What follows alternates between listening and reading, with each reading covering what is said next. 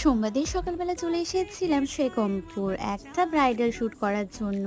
আর এটা হচ্ছে আদিল ভাই, ওর শেখমপুরে একটা স্টুডিও আছে।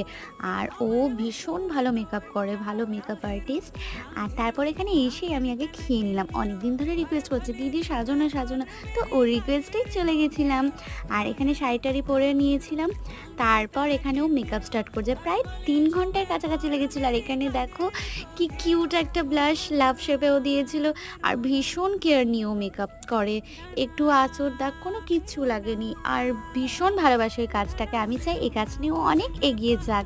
তারপর এখানে রেডি টেডি হয়ে ওর ফোনেই শ্যুট করে নিলাম কিছু কিছু। তারপর চলে এলাম বাড়ি, বাড়ি এসে একটু রেস্ট করে নিয়ে সন্ধ্যেবেলা চলে গেছিলাম কঙ্কালীতলা। তারপর চলে গেছিলাম আড্ডার জায়গা সোনাঝুরি। তারপর এখানে একটু আড্ডা দিয়ে চলে এসেছিলাম বাড়ি। Tata, next